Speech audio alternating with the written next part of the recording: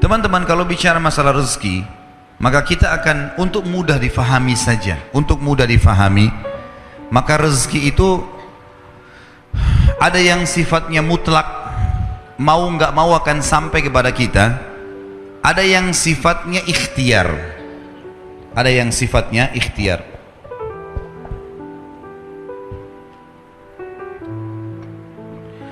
Kalau yang mutlak, teman-teman sekalian,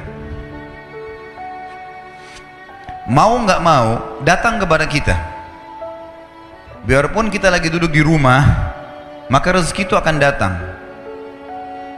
Seperti misal, mata kita sekarang menangkap cahaya, hidung kita menarik oksigen, telinga kita menangkap suara, energi di tubuh kita pada saat kita mau bergerak, kita mengeluarkan proses makanan yang habis akan dibuang, kotoran, tinja dan air seni, rezeki datang. Ada juga rezeki-rezeki yang lain selain daripada itu, seperti misalnya kita lagi duduk di rumah, tetangga antarin makanan, nggak pernah pesan, nggak pernah apa-apa, tiba-tiba dikasih. Orang tua kita banting tulang, begitu mereka meninggal kita dapat warisan, ya. Ada rezeki yang mutlak. Kita lagi masuk ke restoran, tiba-tiba ada teman juga masuk, dibayarin, ditraktir. Kita nggak pernah programin sebelumnya. Namanya mutlak, pasti sampai ke kita. Ini sesuai dengan hadis baginda Nabi SAW,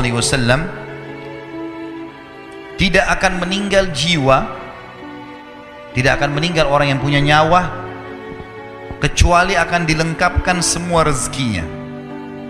Ada orang subhanallah pas sudah tua sekali dapat warisan, tiba-tiba jadi kaya, ada saja.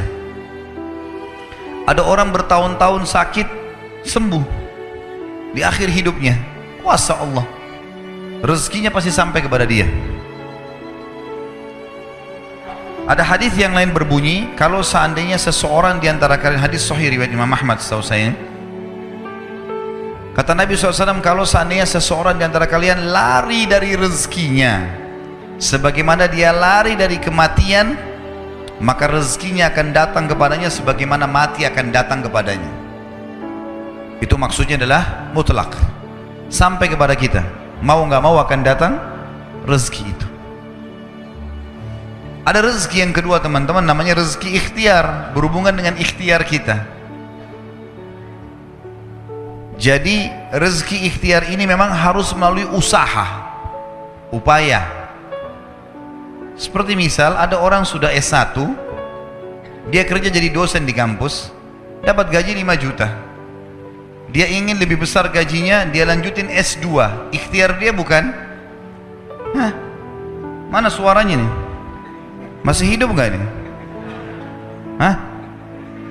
Kalau sore-sore begini ada yang tidur, ini aneh nih. Hah? Tapi kayaknya nggak ada yang ngantuk, masalah rezeki soalnya ya. Jadi kalau orang S1 dia mau lanjut S2, tujuannya supaya gajinya di kampus lebih tinggi. Ikhtiar dia bukan? Ikhtiar dia. Baik S2 gaji 10 juta, S3 ternyata 15 juta. Dia sekolah lagi S3 supaya gaji di kampus lebih tinggi lagi. Ikhtiar dia. Dia buka satu butik baju, kemudian dia mau kembangkan. Dia buka 5 cabang, 10 cabang. Ikhtiar dia. Dia yang berikhtiar. Dia punya restoran, dia buka 10 cabang restoran. Dia tinggal punya ilmunya saja, selesai. Dia bisa kembangkan. Kalau saya sering gambarkan di pengajian saya, masalah rezeki ini adalah seperti pohon buah. Ada buah yang berjatuhan, ada buah yang bergelantungan. Buah yang berjatuhan ini itu adalah rezeki mutlak tadi. Artinya kita tidak usah capek-capek, upaya datang sendiri. Ya tadi oksigen yang kita hirup, cahaya ditangkap oleh mata, tadi traktir teman, dapat warisan orang tua, dan seterusnya. Ada buah-buahan yang bergelantungan, kita harus punya fasilitas, galaka atau punya tangga untuk naik ke atas. Harus ada ikhtiarnya, baru bisa pungut tuh buahnya. Nah ini siapa saja boleh lakukan. Ingat, dalam masalah rezeki, kafir atau beriman sama-sama dikasih sama Allah. Jangan bilang, kenapa tetangga saya orang kafir itu bisa punya mobil mewah? Kuasa Allah. Siapa yang mau punya usaha, dia bisa dapatkan. Hanya bedanya, antara muslim sama kafir di status halal atau haramnya. Kalau muslim, teman-teman sekalian, kita ini orang muslim, buah-buah yang berjatuhan dan buah-buah yang bergelantungan tadi, yang dibolehkan ambil hanya yang berkualitas. Ada busuk sedikit jangan diambil, halal. Sedikit busuk syubhat, bagus gak ya? Jangan diambil. Kalau orang kafir semua diambil, mau busuk mau enggak semuanya diambil. Kalau muslim tidak. Dan subhanallah, dalam masalah ini para ulama mengatakan seorang muslim mendapatkan keberkahannya. Nanti akan kita bahas masalah itu dalam kiat-kiat mempertahankan dan menjadikan rezeki supaya berkah.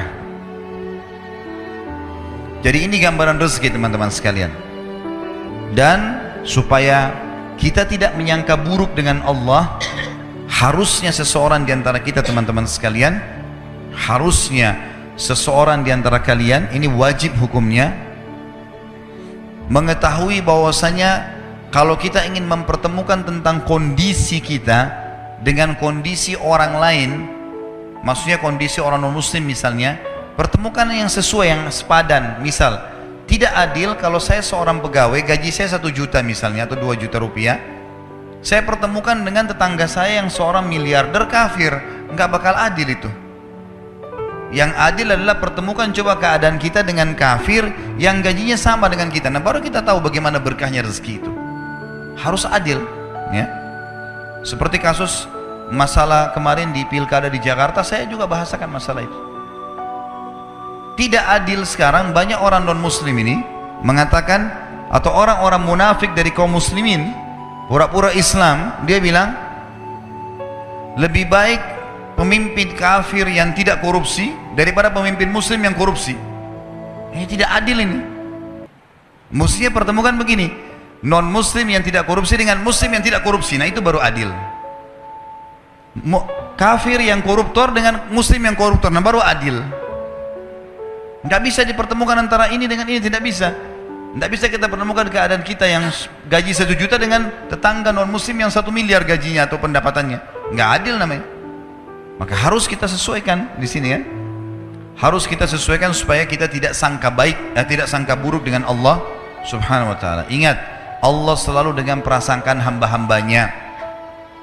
Ini harus digarisbawahi, teman-teman sekalian. Banyak kisah nyata berhubungan dengan masalah ini. Kalau kita menggantungkan nasib kita pada Allah, luar biasa. Ada seorang syekh, saya dengarkan ceramahnya, menarik sekali. Saya tidak tahu orang itu siapa, tapi cuplikannya saya dapatkan dari seorang teman dari Jeddah yang mengirimkan ke saya. Orang ini cerita, syekh ini menceritakan, cuplikannya ada di HP saya. Dia bilang, saya satu waktu pernah ke Mesir, dan di Mesir ini saya lagi dari satu daerah mau ke Kairo, dari Iskandaria, satu kota, mau ke Kairo. Itu saya tiba di Kairo mungkin sekitar jam 2 malam. Pesawat saya selepas subuh harus berangkat kembali ke Saudi. Dia bilang, saya telepon pengurus masjid, saya mungkin mau mampir di masjid yang saya ceramah kemarin di Kairo itu. Saya mau tinggal di sana mungkin 2 jam, 3 jam istirahat. Nanti habis itu baru kemudian saya berangkat ke Saudi habis subuh. Dia bilang, saya masuk ke masjid, tiba jam 2 malam, turun dari mobil, saya lihat masjid lampunya nyala semua nih. Kemudian setelah saya masuk masjid, saya temukan ada orang di mihrab, imam, lagi sujud nangis-nangis. Dan luar biasa, tangisannya itu kalau orang dengar membuat orang yang dengar pun mau menangis. Jadi saking luar biasa dia merengeknya sama Allah dalam sujudnya. Kata syekh ini, saya pun sambil berdoa sama Allah, ya Allah kabulkan permintaannya orang ini. Walaupun saya belum tahu apa yang diminta gitu. Dia bilang selesai dia sholat, saya dekati dia, saya bilang, Masya Allah, doa apa ini? Luar biasa ini. Doa yang diikuti dengan tangisan di sepertiga malam menjelang subuh. Allah turun ke langit bumi, dikabulkan nih. Dia bilang, demi Allah syekh. Karena syekh ini orang Arab biasanya panggil, bisa orang pintar, bisa orang kaya, bisa orang tua. Jadi kalau antum dipanggil syekh, jangan bangga dulu ya. Karena banyak maknanya itu. Ya. Jadi dipanggil syekh, dia tidak tahu, biasa juga di Saudi begitu ya. Kalau ada orang kita tidak kenal dipanggil syekh, syekh sini syekh. Walaupun antum bukan syekh sebenarnya gitu. Ya. Maka dia bilang, demi Allah syekh. Dia tidak tahu kalau ini orang memang ulama gitu. Istri saya sekarang lagi dirawat di rumah sakit. dan saya harus bayar 14.500 jenih atau ponnya Mesir. Saya harus bayar rumah sakit, kalau enggak istri saya enggak bisa dioperasi. Ini sudah parah sekali. Kata syekhnya, jadi gara-gara itu kau sujud sama Allah. Dia bilang iya, lanjutkan nangis sama Allah. Allah tidak akan menyanyiakan orang yang ikhlas minta padanya. Lanjutkan, nikmati sujudmu, pasti Allah akan berikan jalan keluar. Dia bilang iya, baik. Orang itu dia bilang kembali lagi ke mihrab, nangis lagi, sholat sujud sama Allah, ya Allah. Dan dalam doanya begitu, ya Allah, istri saya mau dibayar besok rumah sakitnya, jumlahnya sekian, saya tidak pegang uang satu jenih pun. Ini 14.500 jenih, banyak sekali. Maka dia bilang, orang ini bilang baiklah kalau begitu. Syekhnya ini bilang, saya mau tidur dulu, saya istirahat 1 jam, menjelang azan subuh dia bilang, ada marbot masjid datang bangunin saya. Sudah azan, saya sholat qobliyah, sholat sunnatul fajr. Waktu iqamah, pengurus masjid tahu kalau dia ini ulama, dipanggil, dia bilang, Syekh tolong jadi imam. Dia bilang, saya capek, baru istirahat 1 jam, 2 jam malam, biarlah imam. Dia bilang, tidak apa-apa, ayat-ayat pendek aja, baca surah-surah pendek aja. Kata Syekh, baiklah. Dia bilang, saya baca surah-surah pendek.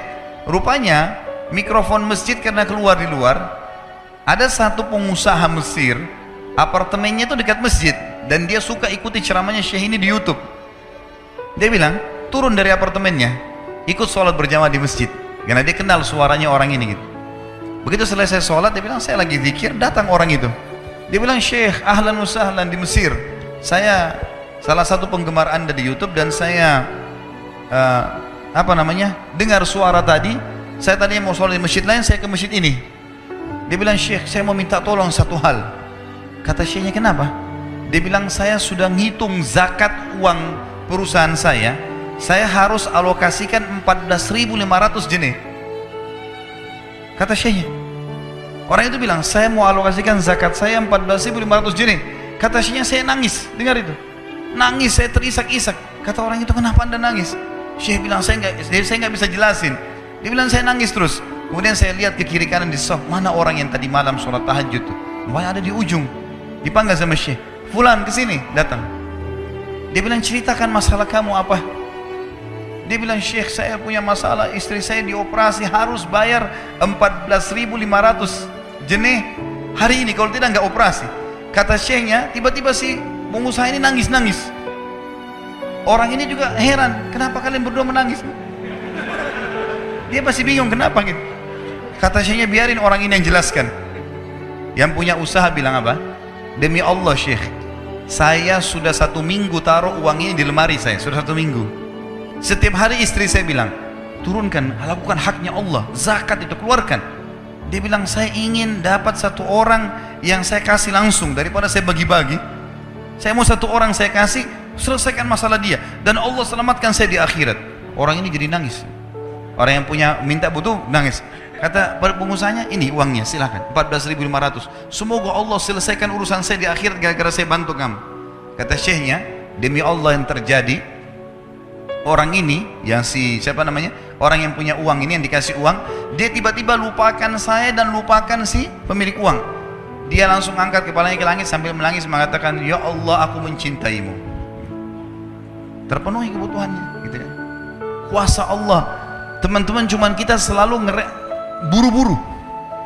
Kalau seseorang kita di perusahaan mau dinaikkan gajinya saja, mau naikkan jabatannya, dia harus tulis permohonan. Tidak mungkin juga baru hari ini dimasukkan kemudian ketuk ruangan di rootnya, mana permintaan saya kemarin, atau hari ini, nggak mungkin. Seminggu dia sabar, 2 minggu dia sabar, dengan berharap datang panggilan. Kenapa dengan Allah subhanahu wa ta'ala kita tidak begitu teman-teman? Banyak orang buru-buru, dan kebanyakan orang mau menggantungkan permintaannya kepada Allah hanya pada hal-hal yang kecil, hal yang besar tidak, atau sebaliknya, hal yang besar, hal yang kecil tidak. Kenapa tidak pernah minta sama Allah dikasih motor, dikasih mobil, dikasih rumah? Kenapa hanya minta kalau penyakitnya dihilangkan baru kembali kepada Allah? Itu pun seringkali kita jadikan Allah nomor 30 teman-teman sekalian. Ke dokter ini, ke dokter itu, resep ini, resep. Nanti kalau sudah mentok nggak bisa sembuh baru sholat tahajud. Hah? Salah. Islam mengajarkan kita apa?